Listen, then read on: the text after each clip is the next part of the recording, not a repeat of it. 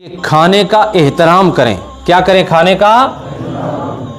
کا احترام کریں. حضرت عائشہ پاک رضی اللہ تعالی عنہ ارشاد فرماتی ہیں کہ ایک دفعہ نبی پاک صلی اللہ علیہ وآلہ وسلم گھر میں تشریف لائے تو روٹی کا ایک ٹکڑا نیچے پڑا ہوا تھا.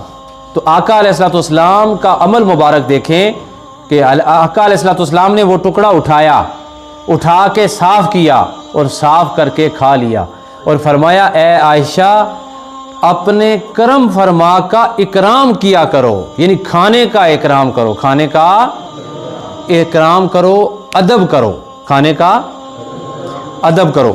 مسلم شریف جلد 2 نبی علیہ الصلوۃ والسلام ارشاد فرماتے ہیں اگر لقمہ گر جائے تو اسے صاف کر کے کھا لیں، اسے شیطان کے لیے نہ چھوڑیں. یار مجھے بتاؤ، جو کھانا گر جاتا ہے، جو لقمہ گر جاتا ہے، اسے اٹھا کر کھانے کا حکم کون دے رہا ہے؟ میرے اور آپ کے پیارے رسول پاک صلی اللہ علیہ وآلہ وسلم. اور جو رسول پاک صلی اللہ علیہ وسلم گرے ہوئے کھانے کا اتنا احترام کرتے ہیں، وہ بچے ہوئے کھانے کا کتنا احترام کرتے ہوں گے؟ سنا ہوا ہے. تو جو بچے ہوئے ٹکڑے ہوتے ہیں بیٹا، وہ کس کے ہوتے ہیں؟ وہ اسی روٹی کا حصہ ہوتا ہے. آپ ہی تو توڑ کے ہمارے ذہن کا کنسیپٹ، ہمارا خیال اور ہماری ترتیب غلط ہے. اگر ہم اپنے آپ کو ٹھیک کرنا چاہیں، اس روٹی کا احترام کریں. آپ یقین نہیں کر سکتے کہ اللہ آسمان سے آپ کے لیے کتنے رزق کے دروازے کھول دے گا. تو یہ جو ٹکڑے بچے ہوئے ہوتے ہیں، یہ بڑے بڑے لوگ کھاتے ہیں. ٹھیک ہے جی. ایک آپ کے جامعہ رضویہ ضیاء العلوم کے اندر ایک استاد ہیں جن کا نام ہے ناصر خان صاحب. دریا شریف سے وہ بیت ہے، تو اب یقین کریں وہ جاتے ہیں جمعرات کو، وہاں پہ حاضری دیتے ہیں، غالباً جمعہ بھی وہیں پہ پڑھاتے ہیں.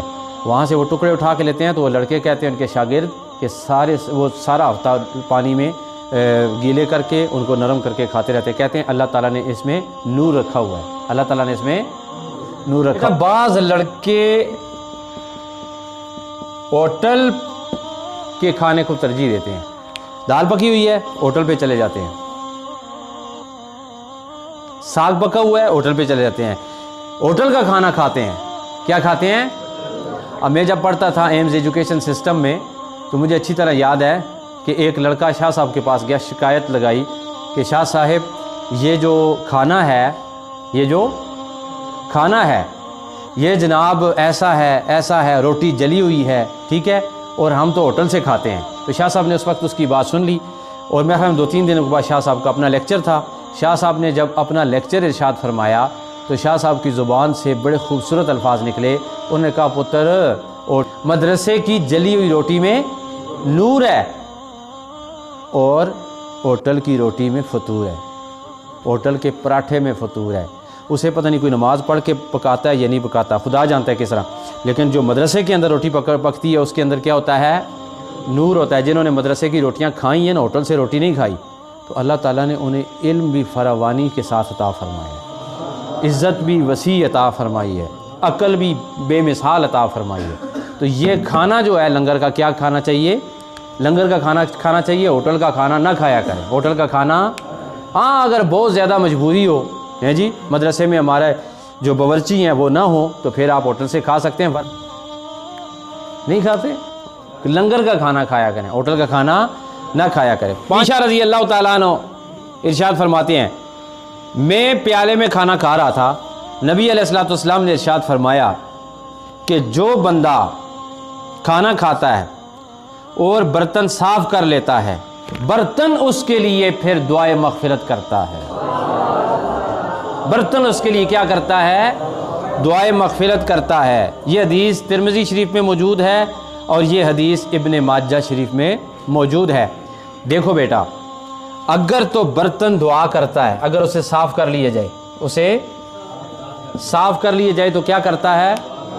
تو غالباً میرے دادا حضور اسی لیے کہا کرتے تھے، سید قدرت شاہ صاحب رحمۃ اللہ تعالی علیہ، کہ اگر برتن کو صاف نہ کیا جائے تو برتن بد دعا دیتا ہے. برتن، ہاں وہ ہمیں کہتے تھے، ختم پر جاتے تھے نا، کہنا وہ پانڈا صاف کر، یہ بد دعا دیسی پھر کہ دیسی، تو بد دعا دیتا ہے. برتن کیا دیتا ہے؟ بد دعا دیتا ہے. بیٹا اگر آپ برتن صاف نہیں کرتے، برتن بھی بد دعا دیتا ہے، اور برتن کے اندر جو کھانا لگا ہوتا ہے، کیا لگا ہوتا ہے؟ کیونکہ وہ دھلتا ہے نالی میں جاتا ہے پھر بھی آپ کو بددعا دے گا۔ علیہ الصلوۃ والسلام کی حدیث مبارکہ ہے، حضرت عائشہ صدیقہ رضی اللہ تعالیٰ عنہ کو فرماتے ہیں کہ اے عائشہ کھانے کا احترام کرو، یہ رزق ہے، ایک دفعہ چلا جائے تو واپس نہیں آتا، ایک دفعہ چلا جائے تو واپس نہیں آتا۔ بھئی کھانے میں برکت ہوتی ہے، وہ کیسے معلوم ہوتی ہے یہ ذرا دیکھیں۔ الترغیب، حضرت جابر رضی اللہ تعالیٰ عنہ سے روایت ہے، نبی پاک صلی اللہ علیہ وآلہ وسلم نے ارشاد فرمایا جب تم میں سے کھانا کوئی کھا لے، انگلیوں کو بھی چاٹ لے اور برتن کو بھی صاف کر لے، وہ نہیں جانتا کہ اللہ تعالیٰ نے کھانے کے کس حصے میں برکت رکھی ہوئی ہے، کس حصے میں۔ ہو سکتا ہے وہ کھانا جو برتن میں رہ جائے اس میں برکت ہو، اور نلکے پہ جا کے ہاتھ دھو کے کھانا اس نے نالی میں بہا دیا، ہو سکتا ہے اس کے اندر خیر کثیر ہو، برکت